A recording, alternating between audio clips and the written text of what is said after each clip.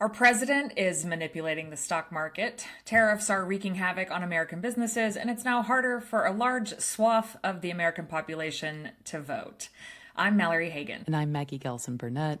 This is Pretty Furious.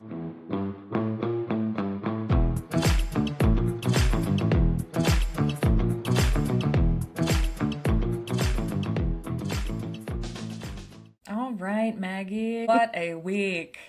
Another day, another dollar. I love it here. There's so much happening. I feel like our open every week is just you saying, all right, Maggie, and me just laughing. Because I'm like, just the world is crumbling. Good times, good times. Good times. But you know what? We actually have a great show ahead. I am just super excited to finally meet and speak to in real time Deshauna Barber. First, we want to make sure you're following us everywhere you can at Pretty Furious Pod. We're on Blue Sky. We've got TikTok, Instagram. Please go like, follow, subscribe, and if you're feeling fancy, leave us a review. Yes, we have an amazing giveaway happening over on Instagram as well right now. We are trying to grow our follower base over there, so we have like over $500 worth of our favorite beauty products, lots of good stuff in there. So all you have to do is go follow us on Instagram and like that post. You'll be entered into the giveaway. So Mallory, we can't be pretty furious without being pretty first. So what product are you loving this week? I am obsessed with this Charlotte Tilbury Airbrush Flawless Finish Compact. I love a good loose powder. It serves its purpose, don't get me wrong.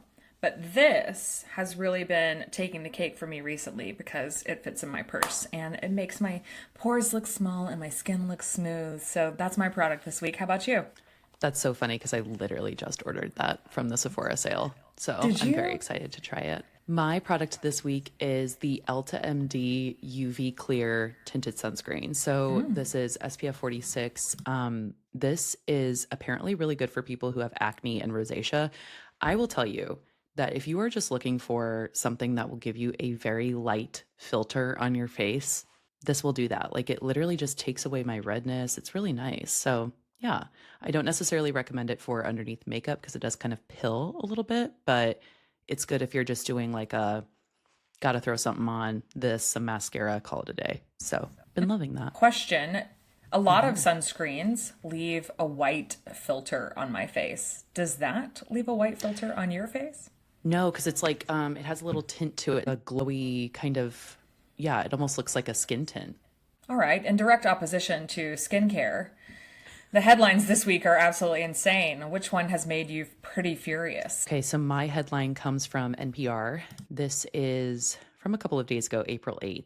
And this says, new Social Security rules will create hurdles for millions of seniors, report finds. So this is talking about the new rule that will go into effect on Monday regarding people who are seeking Social Security via retirement or survivor benefits. Basically, the rule is that they can no longer apply via calling into the office now. They have to go in person to like a satellite office. So as you can imagine, this creates a ton of issues for people who don't live in a major area where they have access to going to an office, for people who maybe can't drive or don't have public transportation. I believe it will affect around 6 million seniors. So yeah, that sucks. Super lame. Like, why are we making it more difficult for a very specific population of people who arguably, most of them probably have issues driving or getting around in the first place? Why are we making it harder for them to receive benefits that they have paid into for their entire lives? Exactly. Okay. It's so funny to me how the population of people who voted for this administration were just so convinced that they would not do anything to touch Social Security. They wouldn't touch Medicare or Medicaid. And here we are looking on a daily basis at them doing things to chip away at people's access to those programs that they need and making it more difficult for them to utilize the programs that they pay into. It's super frustrating. Speaking of another thing that you now have to do in person because thanks to Congress, well, you don't have to do it yet, but my headline is Congress voted, so we're recording this on Thursday, it airs on Monday. Congress voted today, Thursday, April 10th, to pass a bill requiring proof of citizenship to vote in federal elections. And that's otherwise known as the SAVE Act. You've probably seen or heard about it on social media over the past few months. It's something that's been in the works for a while now. It will make it more difficult for roughly 69 million married women across the United States to vote. And it requires that you show proof of citizenship via your birth certificate or a passport. This is such an egregious infringement on our right to vote. And anyone who sees it otherwise does not understand how our rights work. It's also already, so they're doing this because they say that they're keeping people who are illegal immigrants from voting, and that's already against the law. So what they're really doing is making it such that you can no longer register to vote online. You have to show up and do it in person. And if you do it in person, you have to have your birth certificate or a passport. There are like 150 million Americans who don't have a passport. It's just enraging to me. And so we still have an opportunity to keep this from being passed in the Senate. So if you haven't called your senator yet to tell them to vote no on the SAVE Act, then now is a good time to do that. It's just another way that this current administration is taking a sledgehammer to democracy. And if you think otherwise, you are misinformed. Yeah, you are not paying attention. Exactly. Well, we have an amazing conversation, though, coming up with the just delightful Deshauna Barber. She is just incredible. Deshauna is an international motivational speaker, host, Army veteran, former Miss USA, and the founder of Women Veterans for Change. She was crowned Miss USA in 2016. She became the first soldier to win the title, and later she made history as the youngest president and CEO of the Service Women's Action Network, or SWAN. She uses her ever-growing platform to advocate for increased support for soldiers with PTSD. She is also a survivor of childhood sexual abuse. She is now the host of Sour Loss, Sweet Lessons, which is a podcast where she talks self-care, self-love, and self-improvement. We will be sure to link that show in the show notes. All right, Deshauna, welcome in. We are so excited to have you here. Now, you brought a headline that has made you pretty furious. Can you read it for us? Absolutely. The headline is Miss USA's Mental Health Crisis. Oh, what is Miss USA's mental health crisis? What's every pageant girl's mental health crisis, right? So real. It always seems like there's some level of mental health and emotional health that's attached to pageantry as an industry itself. So yeah, and as of right now, we're in a predicament in which we unfortunately lost a Miss USA due to suicide. And it was heartbreaking for all of us as a community. And it really just leads us into what are we doing to be able to advocate for women's health, but specifically those that serve in pageantry and are exposed to all of these, large platforms. Many of us go from having very normal, regular lives, and then we are thrown into the public eye, and oftentimes the resources necessary to be able to support us is not available. I'm pretty furious about that. Yeah, definitely something that Maggie and I can relate to. For sure. I think what's so interesting is that the world of pageantry, Miss USA, Miss America, and other competitions like them really attract young women who are highly accomplished or desire to achieve more, goal setting, the type of women who want to do what's next, climb the ladder, if you will. I got to thinking about everything that you've accomplished, which is so much. And I'm wondering if you think that your drive to succeed is more nature or nurture? Cool. That is a great question. Is it more nature or nurture? It's probably nature more than anything. I think I have this deep rooted level of drive and persistence and commitment and resilience. And there's just all these pieces of characteristics that I think that my parents passed down to me. It's kind of the household that we operated in, where no excuses, you got to figure it out and you got to do it. I don't come from a wealthy background. My mom was on Section 8 government assistance growing up. My dad was military and, they got divorced when I was very young. So I grew up in a single parent household and my mom was a bus driver and an auto mechanic. It is one of those things where people say, are you running towards your dreams or are you running from something else? And I always tell people that my success is actually a trauma response, unfortunately, but after much therapy, I realized that that's the source of it, that it's actually not that I'm running towards wealth. I'm actually running from poverty. So that's what keeps me pushing and driving and committed to this journey, is because I don't ever want to experience that again. Not necessarily because I'm so excited for what's ahead of me, but because I'm running from what's behind me. And I've had to reckon with that type of mentality, because you're in a fight or flight mode and you're always focusing on success. So even my husband was talking about it, at the fact that I don't understand stillness. This is probably the most still I've been in my life. And that's because my husband pays all the bills, thankfully. And although we go in 100, my income pays off debt and goes into savings and investments. But his income is 100% our bills. So I've never been able to kind of just sit still and know that the bills are going to get paid. That's very strange. It's a strange concept. I've never understood this life, this soft life. So, speaking has its waves and its chapters that are really busy, and then it has slow seasons. So in slow seasons, I'm thinking to myself, like, oh my God, I got to work. I got to find something to do. I got to find something to do.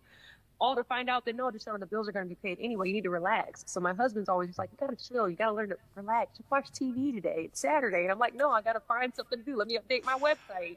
So it's a trauma response that I'm still reckoning with. And it's funny because I didn't discover it until I got married, that I've always been in a grind mode. I've always been someone that is a hustler and that works really hard.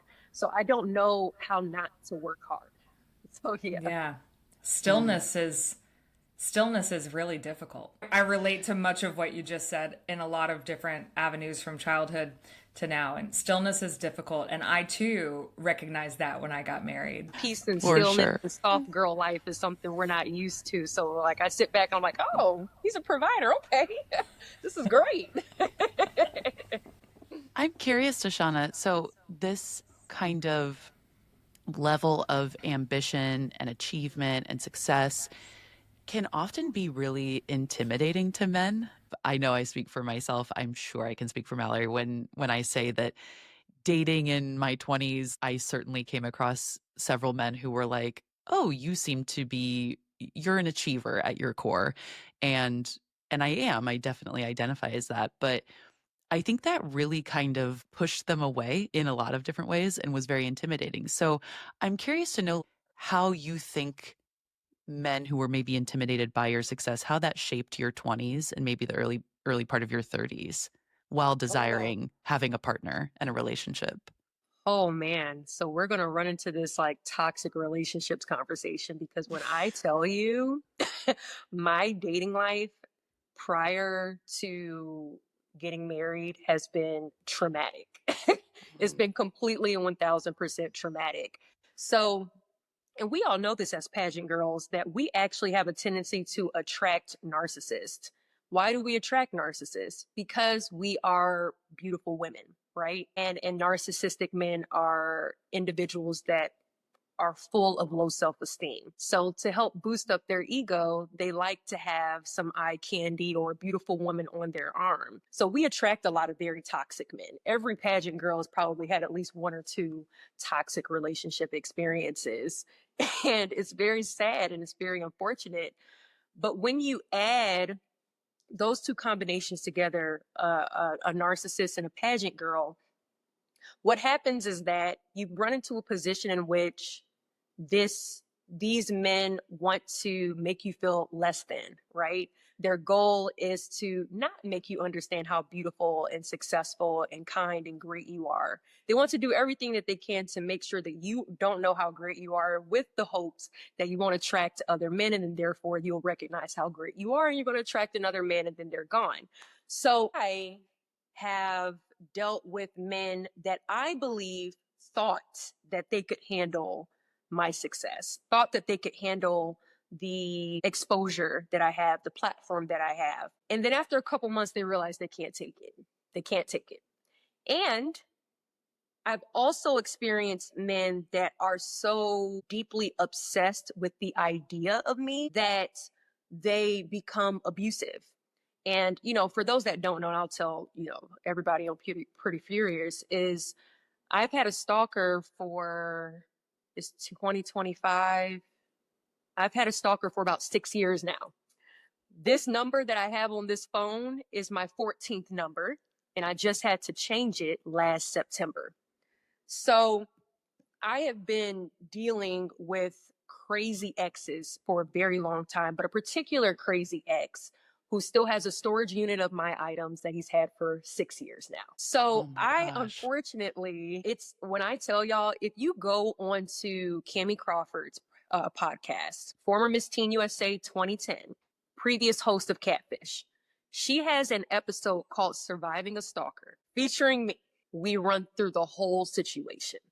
But the point is that we as pageant women, but especially as successful women, we have a tendency to attract the most toxic types of individuals. Men that believe that they have an ego that's strong enough to handle a successful woman, but they find out that it's not. And I think that that plays to them not understanding who they are and then us not being able to catch the red flags, which I was not able to do in my youth and in my younger years and in my 20s. So yeah, I'd have to tell you, it was very hard in the dating world. I'm so grateful when my husband came along. Gosh, he was just like just a ray of sunshine to finally be okay with having a man being okay with having a woman that's successful and literally seeing him constantly rooting for you. And it's sad to know that I've never experienced this in a relationship, a man that's actually truly authentically rooted for me. But in this marriage, I feel so blessed. So blessed. Again, relatable. I think all three of us have obviously been through relationships, or if it's not a full blown relationships, dating someone who does their very best to make you feel like shit, does their very best to make you feel stupid or can't believe you would say that or wear that. And right before I met my husband, I wouldn't even call what was happening dating, but same. And when I met my husband, the level of peace that I found, I was like getting tired and falling asleep on our dates because I was so relaxed and at peace. So that makes me think, in the midst of all of that in your own life, did you ever think that maybe you wouldn't find your person? Oh, I was prepared to be a cat lady. I was absolutely. When I tell you, when my husband and I, when we started dating, so I'd already known him. We had been friends for a couple years, already knew him. And funny enough, I met him at my roommate at Miss USA was Miss Kansas USA, Vicki Wiggins, now Vicki Moore. And in 2017, she got married, and my husband was one of the groomsmen. So I met him there, and we were friends for a couple years. And when we did reconnect in 2020, I friend zoned him. I thought we were just friends. I thought we were sticking with that. So he actually caught me off guard. I was preparing to spend the next 65 years alone with multiple cats and dogs and animals running around the house. I was prepared. I was fed up. I had reached my limit on the amount of men and the turmoil that they had caused in my life. So yes, it is almost, you know, what's interesting is that it's right when you give up that the right guy comes along. Mm-hmm. So it's almost as if the heavens is trying to just push you to your limit. And I hate to say that, but at bare minimum, it's almost like I need you to learn these last bit of lessons before I send your person along. And I feel like that's where I was at in my life. I had reached the last bit of lessons. And then I also was a type of person, I'm a Sagittarius. I don't know if you all are Zodiac ladies, but I'm a Sag. And Oh, yeah. good. What are y'all Zodiac signs? I'm a Leo. Okay. So I love a fire sign. Love it. Same. I am a Capricorn. Okay. We like Capricorn women. We don't like Capricorn men. Exactly. Correct. Yeah. Exactly. Yeah, I've had a few of those in my past as well. Yeah. My stalker is a Capricorn male. Yes. They are off their rocker. Off of it completely, not even touching it. So, but I'm a Sagittarius, so I really love companionship. And I've always, in this very subconscious way, I'm a little ashamed to say, but I've always kind of been in pursuit of partnership in some way, shape, or form. Like after one relationship is over, I'm like, well, who's going to be the next one? I want my companion. And then in this particular situation, when I got to the point where I felt like I no longer need anybody, I no longer want a companion nor need a companion, I'm okay with being Deshauna and being alone. It's almost as if that's when my hubby came along. So I think that maybe the lesson that was necessary for me was the idea that you really have to be okay and comfortable with yourself as an individual before you can attract a healthy person that's also coming as an individual. Whether we're not coming as 50-50, we're coming as a whole 100% person and a whole 100% person. So it's almost as if this higher being is waiting for me to reach that point where I recognize and understand that I'm not just saying it just so I can attract somebody. I really mean that I'm okay with being 85 with 10 cats. And once I got there, that's when, he came along. Yeah. Yeah, totally. I'm Yeah. curious to know, so you've lived in, well, let me go back. Where do you live right now? Do you live in St. Louis? St. Louis, Missouri. Yeah. Okay, amazing. First of all, I used I've to live only in been St. here for a few Louis, years so though. love St. Louis. Amazing. Good. But you lived in major metropolitan areas before, prior to St. Louis. What was the dating experience like in these major cities? I only know from my experience, I lived in New York prior to COVID. Dating in New York was literally the worst thing I've ever done. Like, I mean, I don't wish that upon my worst enemy. It was terrible. So I'm curious to know what that experience was like dating for you in those major metropolitan areas.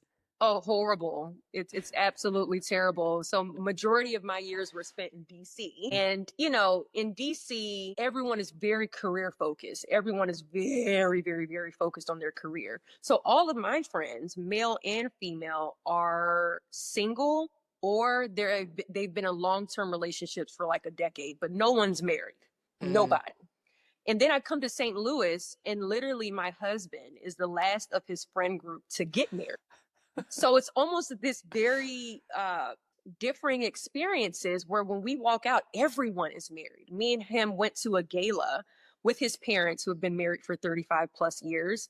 And all of these couples are standing up and they've all been married for 35 plus years. So it seems to me like the Midwest in its own way is a very family oriented space.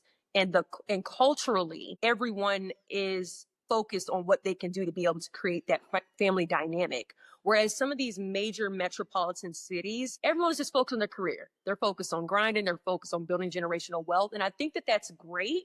But I also think it's important to have a balance, right? A lot of my friends, when they do finally find someone and they settle down, the guy is in his 50s and 60s. And it's like, okay, you're finally ready now, guy, right? What have you been doing for the past 40 years? So it's so strange to see the differing experiences of dating. But I always tell women, do your best to change your location on the dating apps. Try to find Midwest, non-major cities, or stick with what you're doing and just make sure that you're working with someone that values family. And if you can find that, then you might find that middle ground individual that loves family and career, because you want both, right? You don't want just one or just the other. But I just find that in the DC area in specific, I was not able to find that. Yeah. I think for me, also having lived in New York in my young early 20s, what I realized about large cities was that there's just always something around the corner. When you're in more Midwest spaces or even smaller towns, part of the reason I moved to Huntsville, Alabama was because of the defense industry here. And I was like, there's got to be some well-rounded men who come from other places, who are not from Alabama. And I was right. But yeah, it's this idea that there's always something better around the corner. People are swiping and swiping and swiping. And so it can make things really difficult. So you've been married a couple of years now. What was different about Marvin? What set him apart from everyone else? I don't want to get emotional when I talk about this man. Okay, let's see. He has a warmth about him and he's very emotionally intelligent. His dad is actually a psychologist and works as a principal at a at-risk youth high school. So his dad, to me, at least from what I've observed, is just an expert at how to handle and discipline children. And then his mom is just fabulous, everything fabulous, right? So it's just, you have this combination of parenting. So I'll give him some credit, but I feel I would credit his parents for who he is. And one of the things that I noticed about him is his ability to communicate calmly. And oh my gosh, this sounds so toxic, but I grew up in a family where both my parents were military, but specifically my dad was a drill sergeant. And we all know what happens at basic training with drill sergeants. All they do is scream. Well, unfortunately, my dad kind of carried a little bit of those tendencies into our upbringing where he screams first and asks questions later. And my mom was the same way. So I thought that that's normal. When you get mad, you scream, you yell, that's normal. So unfortunately, that's the type of men that I'm attracting, and that's the type of men that I'm dating, are men that feels like it's okay to scream and yell at the top of their lungs. They feel like it's okay to punch 1,000 walls. Like that's just the normal piece. And I felt like that was acceptable to me. As long as you're faithful, that's all that I need. And I know that that's like, again, the toxic thinking. But when I started dating Marvin and I noticed just his calmness and his ability to be able to provide healthy communication. And then what I found out is that, okay, now Deshauna, now you have to work on your communication because you're used to yelling and screaming. So you're a yeller and a screamer and he's not going to take that. So I think it's been really nice it sounds bad, but to be almost the flawed one in the relationship, because you're almost always used to the other person being flawed and constantly giving them grace. So for me, it's like the tables have turned where now there are so many things that I'm working on to become a better version of myself, but in the healthiest way. And I think that that's probably one of the top things that sets him apart is his communication and being in a relationship where you want to become a better person because of that person. So yeah. Ooh, isn't it hard to be the flawed one though? It is though. It's the worst, man. It is. I relate. I hate that shit. I'm like, wait a minute. Whoops. That's true. I was wrong. Dang, I'm not used to saying I was wrong. I'm used to you guys being wrong. Now I gotta change that. Yeah. I think a word that came to mind a lot, going back to high achieving, strong, word that came to mind a lot for me was leadership.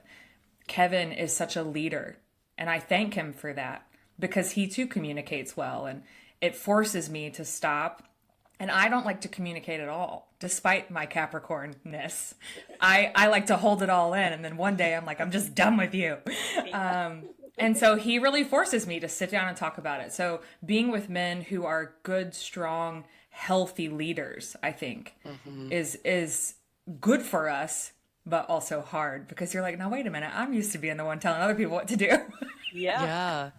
I mean, Deshauna, too, you said something that struck me earlier, which is you said that you had been friends with your spouse for a couple of years prior to dating. And that was always something that my parents have been married now for coming up on 50 years. And my mom always said to me, you know, you will know that you have found your partner, your spouse, whoever, when you realize that friendship is probably the most important component of the relationship, and not just the companionship and not just the, you know, having a partner and all of those things. And I always remember that. She told me that when I was pretty young. And I remember being like, that's whack as hell. Like, I don't know what you're saying. Like, okay, whatever. And because I was just trying to find a partner, you know, and now I recognize that so much of how my husband and we dated for a little bit and then, you know, went our separate ways for a couple of years and came back and started dating during COVID. And very similar like situation. We were friends first, you know, very much so. And I think having that foundation of friendship is such a it's such a radical kind of you know, component to a really healthy marriage, that so many people don't think about, especially in the world of like swiping and, you know, if you live in a major metropolitan area or, you know, anything like that. So I'm curious to know though, now that you have found your person and all of this, what has been your favorite part about being married to him? Favorite part, and this sounds so bad, but I told him this. He knows this, so he won't be surprised when he sees this episode. My favorite part is knowing that I never have to date again. I know that sounds bad. Absolutely. It sounds so bad, but it's like my favorite part is knowing that I don't ever have to experience that BS again. Like I'm done. Like there's peace in knowing that I don't have to be out here in these ghetto streets ever again. That brings me peace. Right? Like that relaxes my spirit to know this. For sure. Probably the second part is just having a support system, having a cheerleader, having someone that's there to rub shoulders with you and cry on their shoulders, a person that's there in some of your darkest moments, that's constantly kind and nurturing. the ability to be in a marriage in which it really does feel like partnership. It really does feel like us against the world, especially when you're someone that's used to fighting the world by yourself. It is beautiful to have a partner that is really your ride or die in a support system. So I love that. And, you know, I've got friends and my sisters and my dad and my late mother. Like I have all these angles of individuals that are support systems, but the difference is the partner is there with you literally 24/7 most of the time. So I can have a support system from my sister, but she lives in Virginia. She's not there to be next to me every single day. So I think it's beautiful when you have a healthy Yeah. partnership and you have that person that's literally next to you, comforting you at all times. I can call him if I'm having a bad day. He comes home from work. We sit down, we talk, we get through it. And there's something very beautiful about that. Yeah. Oh, definitely. Makes me think about, I know y'all have seen videos where women are like, if something ever happens to this man, I'm never doing it again. I'm not dating. I'm not ever living with a man ever again. Or they're like, I'm buying a house with all my girlfriends and I'm just 100%. not doing it again. So Yeah. You couldn't pay me. You couldn't pay Yeah. me to do it. not Yeah. No. ever, not ever dating again. Ever. I'm good. Love the good stuff. Something we all have in common besides pageantry and toxic ex-partners.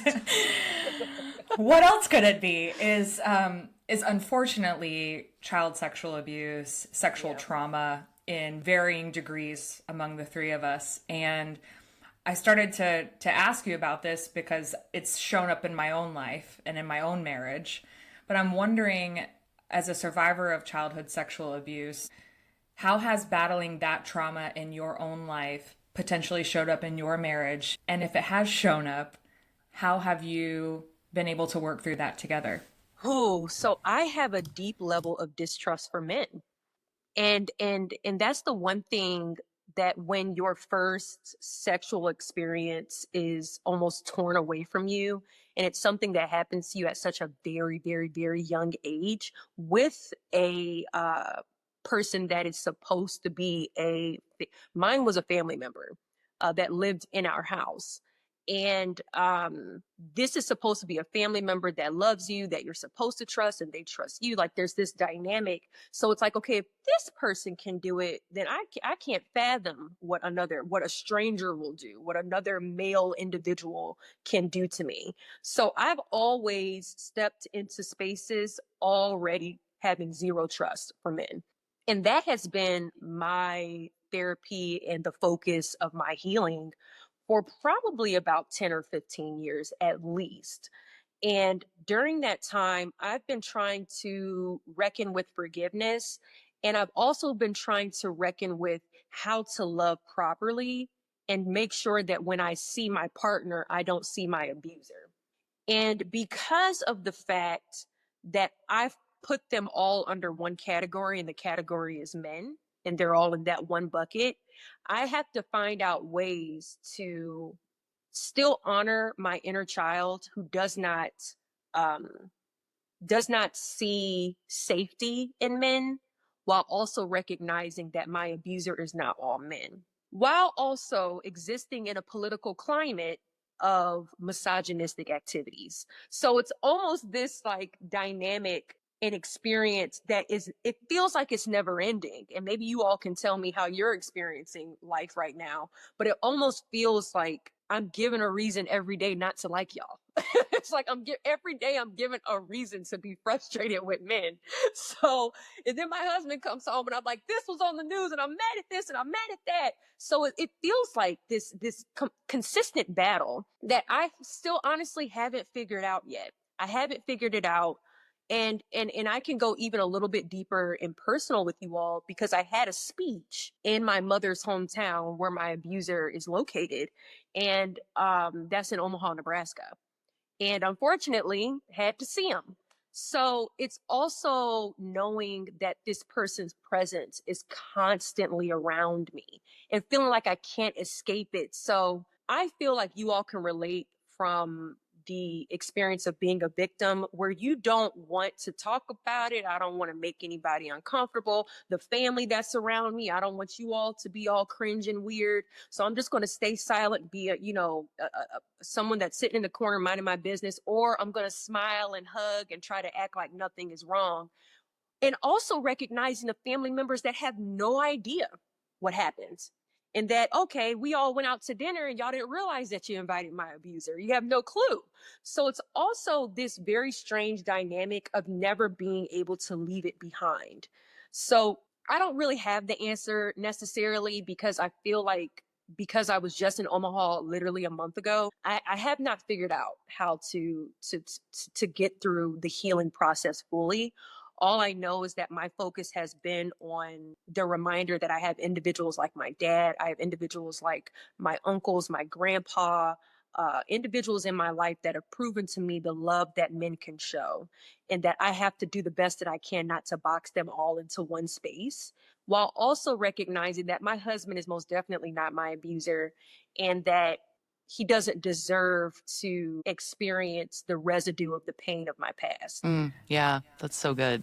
Yeah, I think I relate so deeply to all of that, but specifically like the piece about sort of like this concept of forgiveness, right? Like it's, I think a lot of times as survivors, it's very, people assume that because you talk openly about your experience or you have shared anything with other people, especially on social media, people assume that you have, quote, healed, that you have, quote, gotten over it, that you have forgiven your abuser. And I share this quote with people pretty regularly because it had such a profound impact on me. But one of my sisters shared with me this quote she heard on a podcast. Yeah, it was on like a murder podcast. So she had been through this deeply traumatic experience, and she said, I don't want to forgive and forget. I want to remember and recover. And I always think of that pretty constantly because I don't know that I'll ever get to a place of like totally blissful, peaceful experience where I think of this person and I'm like, no, I forgive you. Like, it's totally fine. What you did to me is like, A-okay, man. I don't think I'll ever get there, right? Because it's not okay. And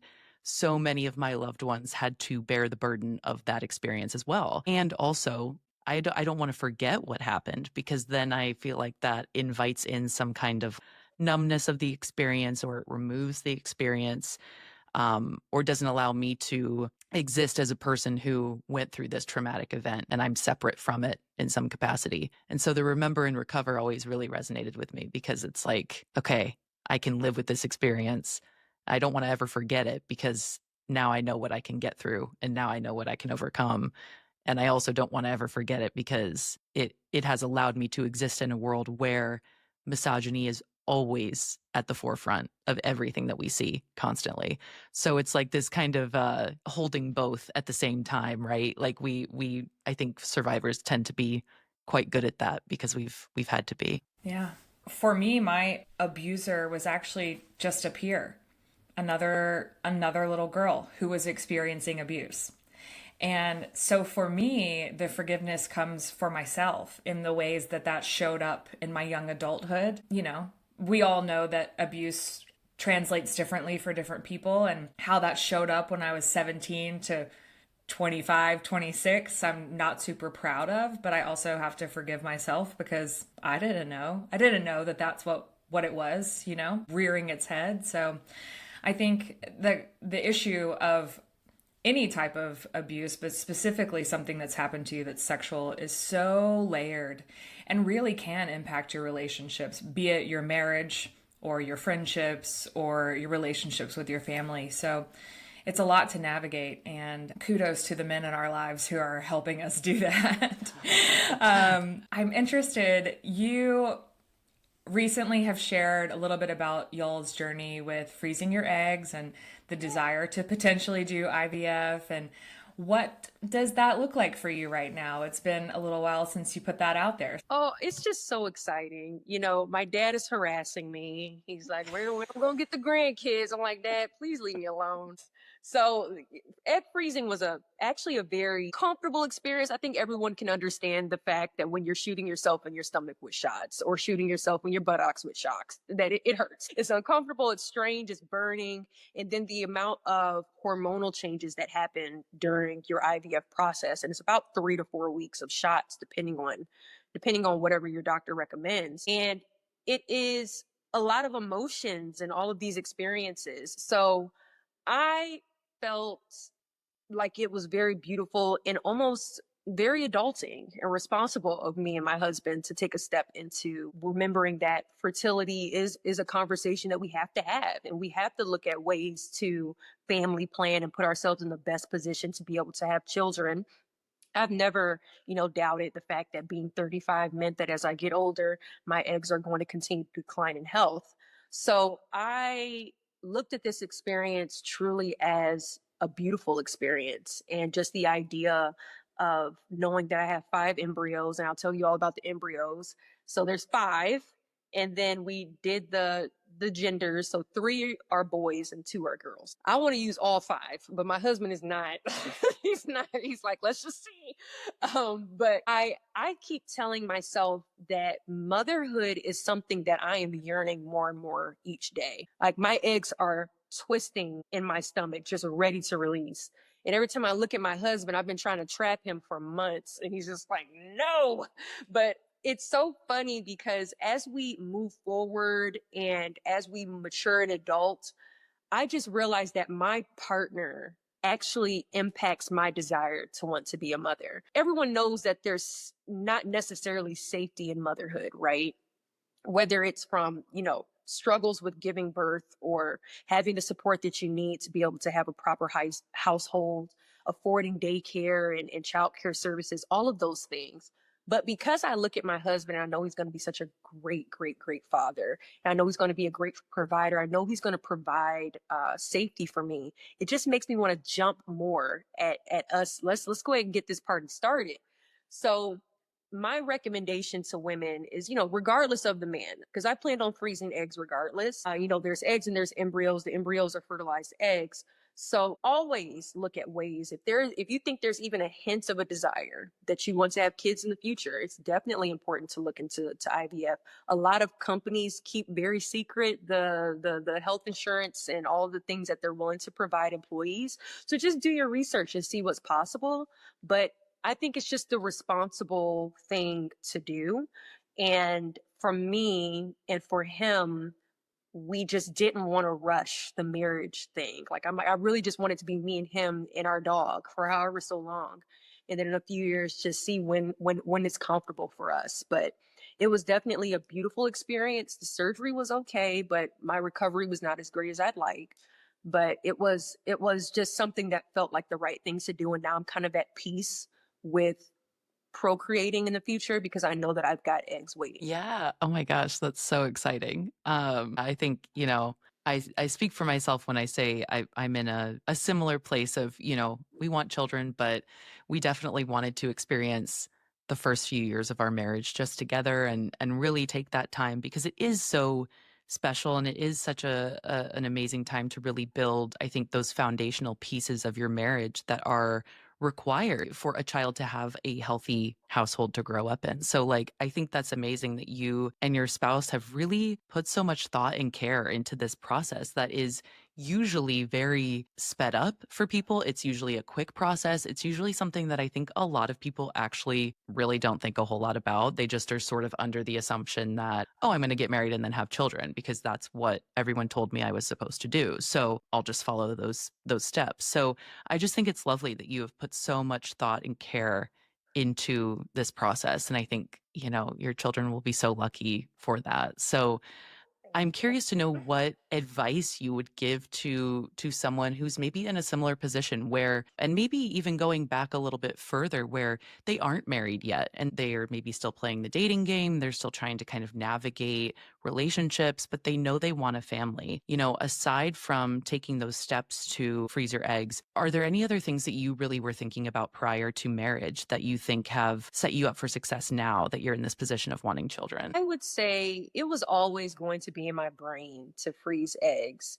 And if for any reason, because we all know that freezing eggs is expensive, it's incredibly privileged to be able to freeze them. So for those that let's say themselves, hey, I don't have $15,000-$20,000 to invest, and my company is not going to pay for it, or I'm an entrepreneur and I don't have a health insurance company to be able to pay for it. There are tests and things that you can do to be able to see. I think it's called modern fertility. I'm almost positive, to be able to see the current state of your fertility right now.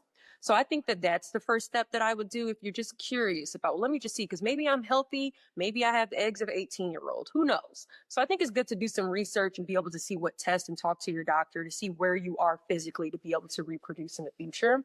Next thing, I think it's just important just to remain as healthy as possible. Make sure that you're being very intentional about the foods and the things that you're drinking and eating on a day-to-day basis. I've always been someone that's very cognizant of my health. I'm always someone that tries to make sure that I have some sort of physical activity a few times a week. I try to make sure I take about 16 vitamins a day. So that's also really something good. So there's always those types of things. Like, it doesn't necessarily have to be an egg freezing. I've seen people that have healthy children at every age. It's important, even if for any reason you can't freeze eggs, that's okay. Make sure that you're still taking your health very seriously. Don't get lazy about it. Take your vitamins. It's easy to pop vitamins each day. It's easy to do a walk around the lake a couple times a week. Make sure you're doing that to be able to prioritize. And most importantly, I don't care what the data says, what the statistics say. Do not feel rushed into having kids before you're ready. You're doing yourself no justice, and you're doing that kid no justice. You need to wait until it's the proper time.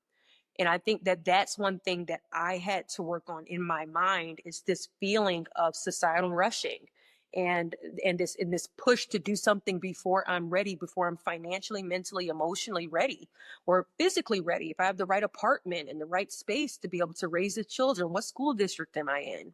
And I'm at the point where I really don't care if I have to wait until I'm 45, 50, it is what it is, but I'm definitely not going to bring children into this world before I'm ready and before I think that I'm going to be able to provide them a healthy upbringing. It's funny that you say that. We had a conversation with our friend Amanda a couple of weeks ago, and similar thought process, right? There's so much societal pressure to have kids at a young age.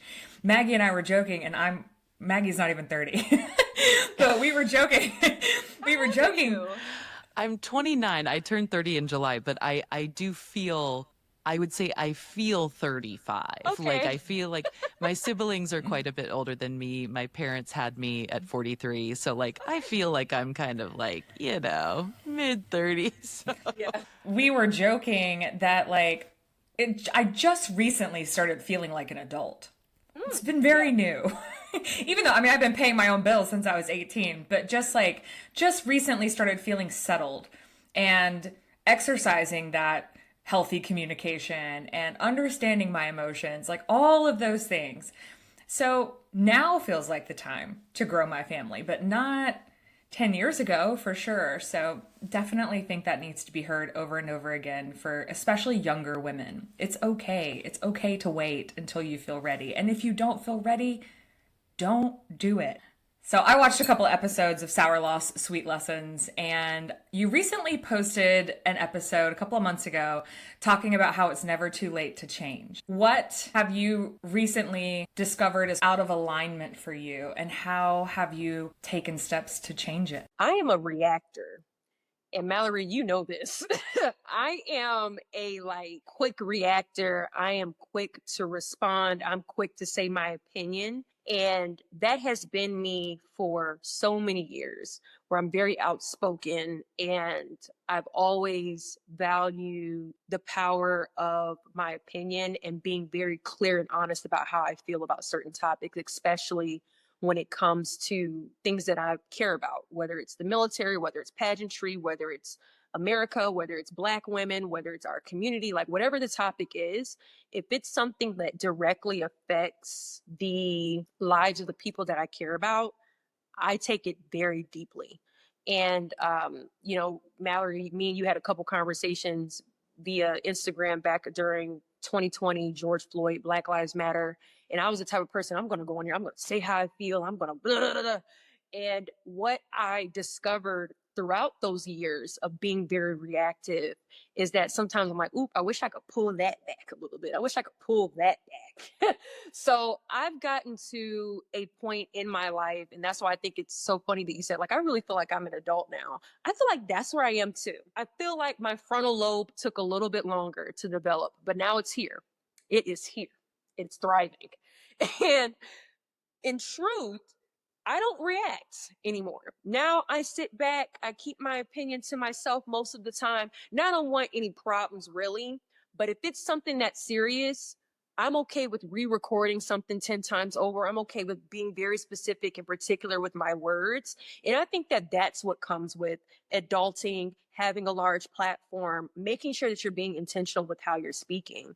So for me, that's one thing that I believe it's never too late to change. People always thought I was like the pageantry warrior. When everything's going down in pageantry, Deshauna's going to come say something. She's going to say something. She's going to tell us what to do.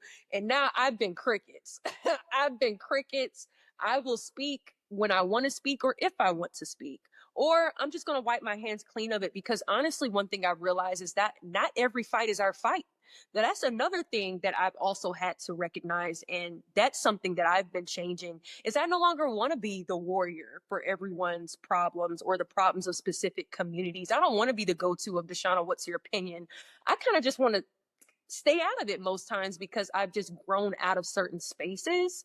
That's definitely something that I've been working on that's slowly evolving as a Deshauna natural go-to, which is the response. Now I'm crickets. Now I'm just like, maybe I'll think about jumping in, maybe. But for right now, I'm not interested in being a part of this. And it's like, we have to let in the new generation of warriors come in and speak on certain topics too. So that's one thing I've been working on, is just the power of silence. Sometimes silence speaks so much louder than words. And we have to learn when not to respond, because oftentimes people are provoking us with the desire to have us respond. So I've gotten to a point where actually I'm not going to give you what you want. I'm going to be crickets about this, and you can just guess what I'm thinking. I love that. Yeah, absolutely. We would love to play a quick round of a game called Fury or Fun with you. So basically, we will list some things for you, and we want to know if they make you furious, if you think they're fun. All right. Up first is arriving at dinner 20 minutes late. So I feel like I'm kind of in between, because I'm sometimes 20 minutes late too. So it depends. Maybe if it's my birthday dinner, it's fury. If it's just a regular dinner outing, then fun. That's fine. I was not expecting you to say that. I was not expecting. Yeah. Mm-hmm. What did you think I was going to say? I don't know. Between military and Miss USA, I was thinking you were going to be like, that makes me so angry. Right on time. Oh, yeah. no. Yeah. Mm-hmm. I'm late all the time. Yeah, I'm definitely not an on-time girly. No. Oh, I love that. That's great. Yeah. I've got to do better about that, though, because I don't know if it's something for me that I brag about, but I definitely got to do better. It just depends on, like, the importance of it, you know? Like, if it's something super important, you definitely need to be on time. But if it's just in a leisure dinner, well, a couple minutes late is okay. For sure. Who cares about that reservation? Yeah. It's fine. I call them ahead of time. We're running a little late. Exactly. Okay, so our next one here is the back and forth drama between millennials and Gen Z. Fun. I think it's fun to look at the differences between us. You know, there's my little brother is, oh gosh, I think he's turning 23 this summer. So he's a Gen Z-er, and there's so many differences between us, but I think it's so laughable to understand how just the way in which these generations change. But I definitely think millennials are better. For sure. For sure. Let's Totally get clear. better. And we're all aging fantastically. So I also think we're aging better than Gen Z. A lot of them look much older than we do. Mm-hmm. This is true. There's a debate on TikTok, I think sometime last year, about who's aging better, and it was totally millennials aging better. I have to agree. You want to know why we're aging better? Because we're more progressive. Open-minded, and your heart is open to others, then it just shows from the inside out. I agree. You hear that, Gen Z? Your move to Christian nationalism is not helping your face. Stop it. Not. It's gross. It's not. Okay, the next one is sharing food off of your plate. Fine. Yeah, I definitely am a communal eater, right? where whoever's food is available, you want to try this, you want to try that. Yeah, that's Oh definitely. yeah, we love Mhm. a tapas moment. Yeah, we do. Okay, our last one here is I've been having a really difficult time with this one lately, and I don't know, like, I can't articulate quite why my experience is this way. I think it might be a Gen Z millennial thing. Okay. Okay, slick back buns and ponytails. The like the clean girl aesthetic that everybody's Yeah. doing. Like, tell me your thoughts. Oh, I'm fun. But here's the thing. I just did a slick back ponytail literally on the speech that I posted today. I'm pulling it up. Yeah, like a that. Oh, gorge, love it. Okay, Yeah, yes, yeah, yeah. absolutely, Oh, yeah. it's all fun for me because I've always been someone that has, hair, draping hair, whatever, curls, whatever it is. So I've never been a ponytail girly. I only get them done a couple times a year because my hair is natural and I don't want the heat damage. But every time I do it, I love the way it feels. I love the way it snatches your face back. And yeah, I like the clean girl look for sure. Hmm. And it's just easier to maintain. Like, having a lot of hair can be a lot sometimes. Maggie, I do you need can't. a pony tutorial? Do you I need don't know. No. the ultimate ponytail lady to give you one? Here's my thing, you guys. I really think that I think it's giving me PTSD from like baton twirling competitions. Like growing up, we would like slick back our hair. We would do that fake hair piece from Claire's. And I don't know. And now I'm really weird about my hairline. Like I really want to go to Turkey and get a hairline transplant. Like I'm very weird about like showing off too much up here, Yeah, I'm So the Funny. same way. Like all I see is forehead when I do it. I So know, it's like, same. I'm like, I have a six yeah, head here. Like yeah, what? Yeah. same. But Literally. I will say it has been that way my whole life. So like when people are like, you have a receding hairline because they're being dicks on the internet, I'm like, actually, plot twist. My hairline's just been this way my whole life. It's just bad genetics, man. So anyway, Yeah. I was literally just looking at a childhood photo of me and I'm like, it was a reminder to me that, okay, my forehead is not getting bigger. It's literally been this size since I was like it's 5. been that way, I 100%. need the reassurance of looking at childhood photos. Goodness. Yeah, mine's I been that love way. this absolute diatribe into hairlines and foreheads. Okay, so last thing before you go, Deshauna, we start every show saying you can't be pretty furious without being pretty first. So what product did you bring to share with folks today that you love? This is the product. Okay, it's my go-to. So it's Mary Kay Time Wise Pore Minimizer. When I tell you, people are like, Deshauna, you look like you don't have any pores. Oh, I have pores. I have them. But this cream, when I tell you, you put it on the night before, it's the first thing that you put on right after you wash your face and then add whatever the rest of your skincare routine is. When I tell you, you're going to wake up and your skin is going to look so smooth and shiny and glistening. So yeah, I'm a pore minimizer girl. This is my absolute go-to. And I've been using it for like a decade. First of all, it's working. Oh, Second thank of you. all, a way to throw us back to Mary Kay. I We was love. just gonna say, I have not heard the Yes. words Mary Kay in succession in like, I mean, it's been years. So So the true. pink Cadillac, oh, slay. Yeah, I Wow. remember that. Yes. Love Mary it. Kay's still that girl. I still use a good amount of Mary Love Kay it. products. Yeah. It's amazing. Love. Well, Deshauna, thank you so much. This was really Thank fun. you. This was amazing. Thank y'all so much for having me. Truly, this has been a great conversation.